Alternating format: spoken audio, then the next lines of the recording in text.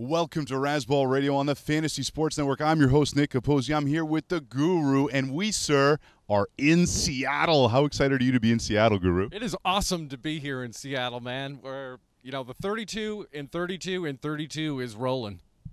This is day number 1. We are ready to go. We are kicking off at the World Sports Grill. We are going to draft.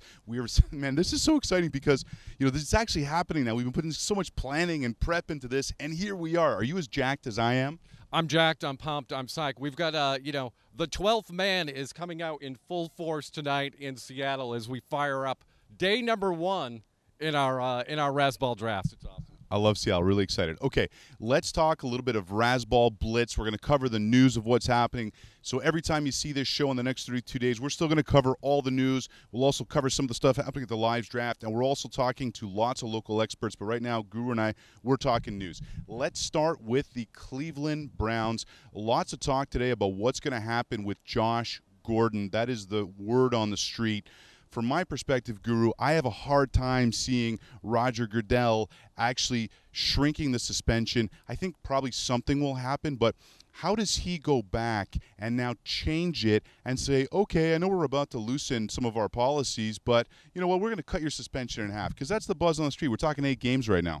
Yeah, you're right. I think Goodell has a pretty good feel for, the pulse of the shield, so to speak, and he's taken a hit public relations-wise with everything that went down with Ray Rice. How do you give Ray Rice, 2 games, and then you're going to suspend Gordon for the year? I don't think it's going to be for the whole year. And, Josh Gordon, arguably he could have been the top wide receiver last year, if not for that little suspension he had a year ago. So I think he's going to miss 6 to 8 games. Actually, yeah, if you prorate, you take the 2-game suspension out that he had last year, you prorate that, he would have been the number 1 wide receiver. Okay, let's just assume, for argument's sake, he gets 6 to 8 games. What kind of fantasy value does he have if he's only eligible for 5 to 7 weeks of your fantasy football season? Well, I think, if the Joker, the smoker, the midnight toker of Gordon does get 6 to 8 games, I think I'm going to fade him. As far as wide receivers go. If he falls way down in the draft, well, you definitely want to grab him because he'll be the kind of guy that can carry you in the playoffs. But I think initially for the teams that I'm putting together, I'm just going to fade Gordon and go in a different direction. Yeah, fair enough. I've been seeing him go as high as the 10th round. To me, that's nuts without knowing, because also, too, you can't assume that defenses are going to play the Browns the same way this year, especially, too, let's talk now about Johnny Football, Johnny Manziel. Lots of talk that he's actually starting to look pretty good in camp, and Dick LeBeau, the Steelers' defensive coordinator, has actually stated he's preparing as if Johnny Manziel is going to be the starter week 1. How does that affect where you pick him? Well, I love Johnny Football, and I love what he's going to bring to the dog pound in Cleveland. Now, I'm not going to go nuts and draft Johnny Manziel in the 5th round. I'm going to wait till the 10th. If you're in a 2-quarterback league, I'm probably still going to wait to the 10th round. But I'm excited to see what happens with him in Cleveland. I don't think Brian Hoyer is going to win that job. I think they're going to hand it to Johnny Football, and let's see what happens with him in Cleveland. Okay, the word on the street as well is that Miles Austin having a great camp. Now, Miles Austin, actually in the Razzball Experts League last night, I was talking about maybe going and getting him, but Sky made some really good points. Always hamstring issues with him. It's not like the injuries have been to different parts of the body. When you're dealing with lower body injuries for a wide receiver, yeah, he could have a good start, but how do you see that going down? Yeah, they said that Austin has looked great in camp, but I think they're talking just about the team photo. This is another guy I'm completely fading. Miles Austin's hamstrings are like, shredded pork, and I really want a sandwich right now. Pulled pork, I like that. Okay, let's do some quick hit stuff. David Wilson, again with the neck injury, done for the year. Obviously, bad news for him personally. How does that affect Rashad Jennings this year? I don't think it's 100% confirmed that Wilson is done for the year, but it doesn't look good. I mean, his medical history, you need to get on to WebMD to figure out what's going on with Wilson. He burned a lot of us last year. Stay away this year. It looks like this could be a career-ending injury for him. So that's going to bump up Jennings, and that's going to bump up Williams as well. Peyton Hillis, you looked great on that cover of Madden there a couple of years ago. Want no part of that, but Jennings would be the get. Okay, so Toby Gerhart has a hip flexor injury in Jacksonville. Where does that affect Jordan Todman's position right now? You concerned with Gerhart? Well, I think Gerhard, I think that's pretty interesting. I mean, he's never carried the full load, and he's going to get the chance to do it this year, but now he's got that hip flexor. I think Todman could be worth a late-round flyer. Okay. Hakeem Nicks, word out of Colts camp is that he's not really gelling and meshing. This guy was a third-round pick just a couple of years ago. He's going around 10th, 11th round right now. You gambling on Nicks? I want no part of Hakeem Nicks. He hasn't entered that Andrew Luck circle of trust, and he's got plenty of weapons there. You know, he's got T.Y. Hilton. Who's the old guy?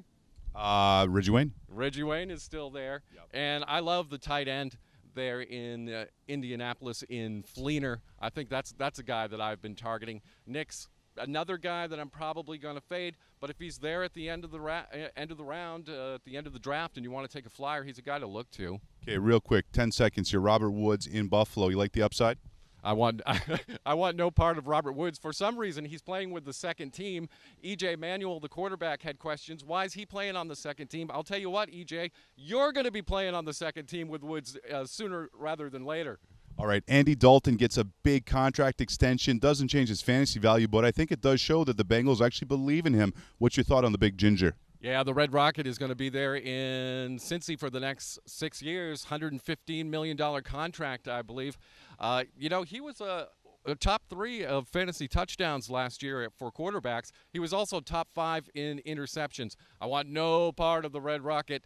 Never trust a ginger.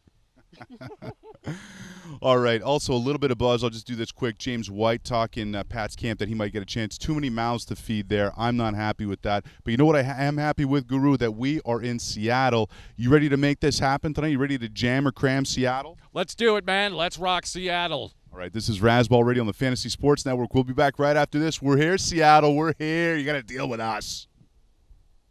I was never one for traditional dating, which is why I like to meet guys on ArrangementFinders.com. Arrangement Finders puts a twist on dating that works so well, they guarantee you'll find a girl. That's right, guarantee. Sounds too good to be true? Check out these girls on ArrangementFinders.com who are looking to date. She's hot. She's hot. Okay, her, not so much.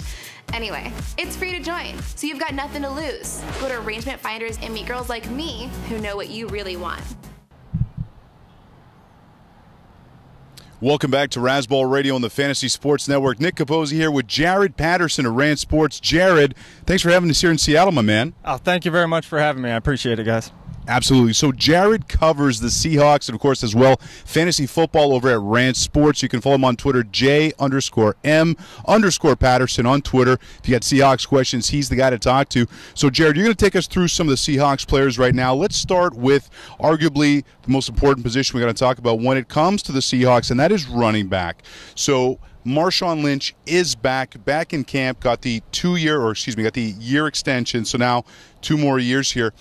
If he falters, or if they're starting to plan for the next stage in their running back development, which I think it's fair to say that they are, who's the guy you'd want to own right now as well as in the future? Is it Robert Turbin or Kristen Michael?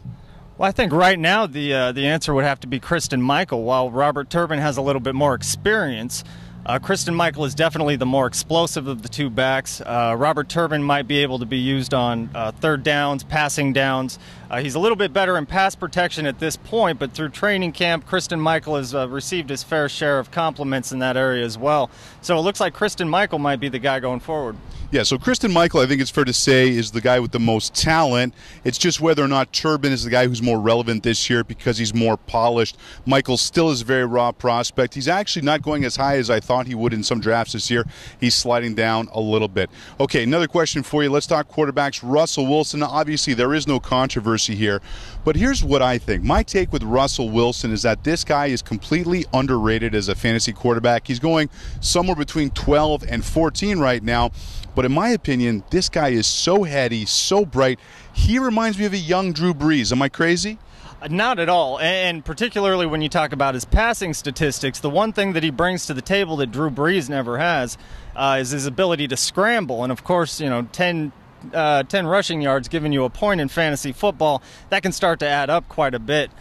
So Russell Wilson does have the potential to be a Drew Brees type passer, and being year 3, he's going into his 3rd year in the league. He's actually going to be due to open up the playbook a little bit more and to see a little bit more from the passing side of things. So it could end up being that we're not such a heavily run-oriented offense. And the reason that I'm so all in on Russell Wilson this year is because the guy is so, again, I mentioned cerebral, but this guy lives in the film room. You want to talk about prepared?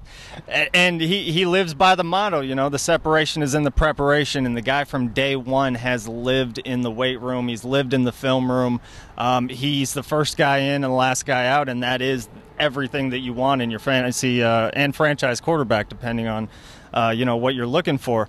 But Russell Wilson, he's got, you know, the sky's the limit, really, with what he can do. And fantasy-wise, this should be the year that we really see what he's capable of. Absolutely. I'm all in on the upside. Okay, let's talk about wide receiver. And here there's more questions. Percy Harvin is back. Of course, big free agent signing last year. Missed almost the entire season with the hip injury.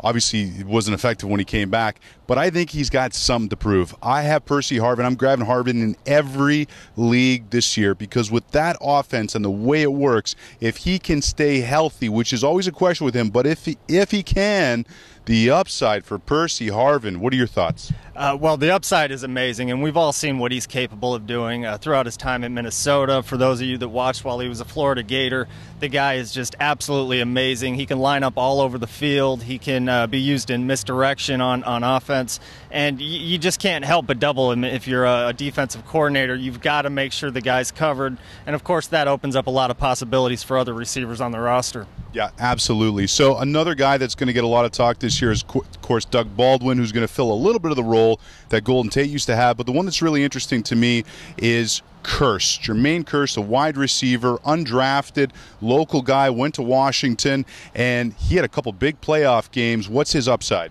Well, Jermaine Kearse's upside is phenomenal. If you look at what he did during the playoffs last year, he really developed a rapport with Russell Wilson, and you know, that's the second undrafted free agent that we've been able to bring into the Seahawks camp, who's really been able to latch onto the system and produce in ways that a lot of people didn't even expect.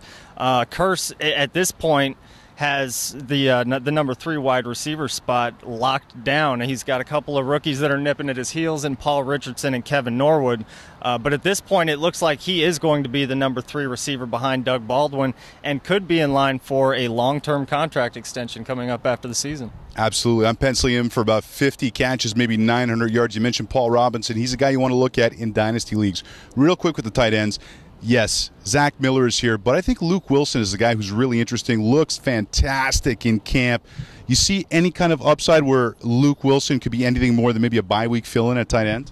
Oh, absolutely. The thing with the Seattle Seahawks is we, yet again, are in flux at the right tackle position, which leaves Zach Miller often having to block, you know, in line. Sometimes they'll move him around as a fullback.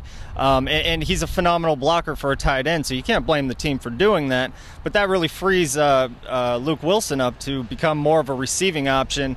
He's not quite the blocker that Miller is, but he does have the ability to, like several other receivers, the versatility to line up all over the field. He can move around in motion, and he can do a lot of damage. He's a big target, and if him and Russell Wilson get on the same page, he could really be a red zone threat.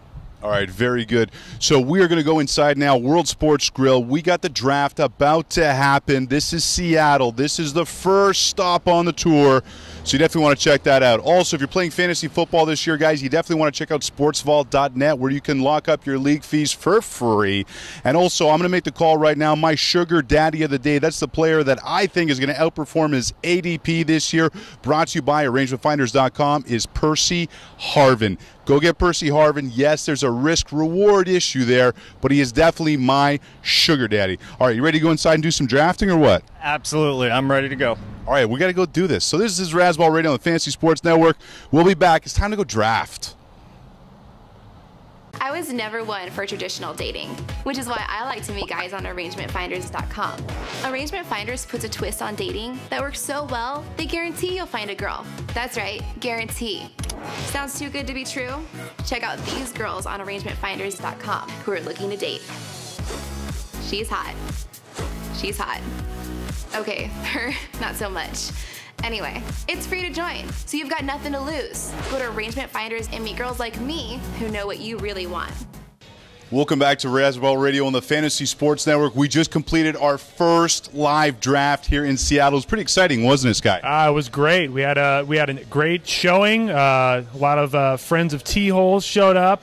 It was a good time. Yeah, that was the one downside, was that a lot of friends of T-Holes came, but still, regardless of that, there was a lot of people that came. We had a really good time. Actually did a draft. It was really exciting.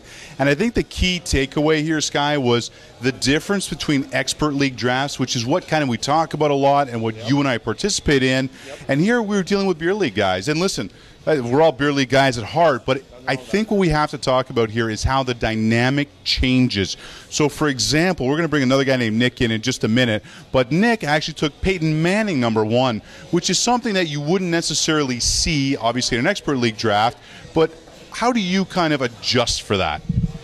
You know, there's always going to be a wild card in what you would call a quote-unquote regular league. You play with what you have at hand, and once you start seeing those, that's where your draft prep and that's where your experience comes into play. You take in these people who are coming out of left field, and you go, okay, I need to adjust. I need to figure out how to draft according to these guys, all depending on the volume of them.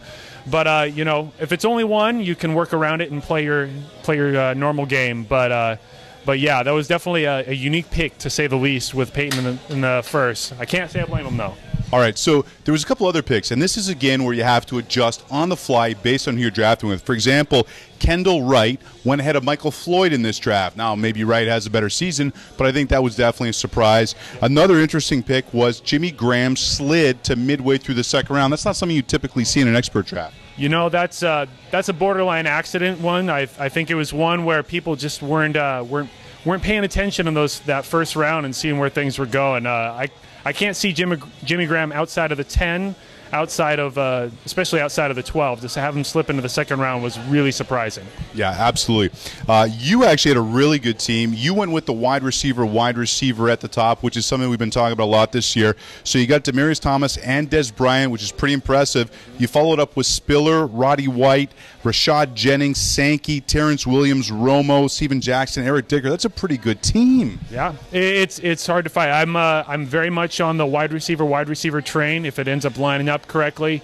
You know, if you have to go running back, I can't say I blame you, but if the right guys are there, and they were for me, especially with DT and Dez, you know, wide receiver can work, and I'm definitely on board with it this year. All right, I want to bring in one of the guys who drafted with us today. Nick, come on in here. Come on in, Sky, get out of the picture. We don't need you anymore, Sky. Get out of here, Sky. Nick, welcome to Razzball Radio. Thanks for joining us today. So this was actually your first draft ever, correct? Ever. And what did you think? Because you're a big sports guy. You love sports news. I mean, everyone here was talking about Nick's the guy who knows. And actually, even though you picked Peyton Manning, you killed it in your draft. You came back in the next round. You got Monty Ball at the end of the second round, which was shocking. And then you got Andre Ellington. I mean, is this something you think you could do? You think you could play a little fantasy football now? Of course I can. I'm a genius. But at the same time... Aside from being a genius, do you think it's a game you could get into with all this sports knowledge you got up in your head? Yes. All right, well, listen, he is nothing if not a man of deep intellectual answers. Nick, really appreciate you joining us today. And listen, man, at least you're in your first league now for real, buddy. It's on like Donkey Kong. That's absolutely right. Thank you, sir. All right, Nick, really appreciate it. Sky, come back in here for a sec, buddy. All right, a couple more things that happened. There was a young lady who did fantastic in this draft. She came away with DeMarco Murray, A.J. Green, Alfred Morris, Keenan Allen, Cam Newton, Hilton Reed, MJD. Now, I actually had a panic pick, which still happens. I took Deshaun Jackson in the 4th round when guys like Michael Floyd were still on the board. How come we have panic picks? I mean, with all the prep we do, how come we still get caught sometimes with our pants down? You know, it's amazing. I think part of draft prep is actually setting up things and aligning it well before everything happens, and that's part of the problem. That's where the panic pick comes in. That's you're going, I know exactly what I'm going to do in this round. I know exactly what I'm going to do in that round. And then when that round hits and all of your player picks are gone from that, you just start surfing and searching, and you just don't know what to do. You know, it hits the best of us. It hits the worst of us too, Nick. I don't know if you know about that. But it's one of those things. When it happens, are you implying I'm the worst of us? Is that what you're saying, Sky? Because remember, I still got to drive you back to Eugene. I just want to let you know, I'll give you my phone number at the end of this. I may need a ride. Yeah, Sky is heading back, but he will be joining us on the Chicago to Denver leg of the tour. Of course, Guru is in tow. We're heading down to California this week. We're actually going to leave tonight, head down to California because we have the Oakland/San Fran tour stops on August the 6th. August the 7th, we're in San Diego at Players Sports Bar. The 8th, we're in Phoenix. We're ready to roll. I got the truck out here. People are excited. People are taking pictures. People are tweeting this. It's a lot, and we had a lot of fun tonight. Oh, it was great. I'm loving it. I'm very sad in many ways to have to go home. I do miss my wife. I do miss my dog. But in the end, if they would let me go for 30 days or 32 days in 32 cities for 32 drafts, I would do it. Do it. I'll tell you this, though. This is the first time all weekend that you actually mentioned your wife ahead of your dog this time. Every time it's been, I miss my dog, I miss my dog, I miss my dog. You just had to put that on live TV, didn't you? Waldo and Holly, I love you. All right. No, we got a lot going on here. It's a lot of fun. Of course, you can follow all the action at razzballradio.com on the Fantasy Sports Network. You can also tweet with us. I'm at Nick Capozzi, NickCapozzi. He is at Sky_Razzball. We got the Guru at the Guru GS. So the whole crew is here. And I think the most interesting thing we've realized over the weekend is that Guru is a real hair product junkie.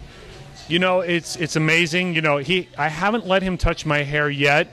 I really should. I've got the Beethoven rocking right now. It needs to go.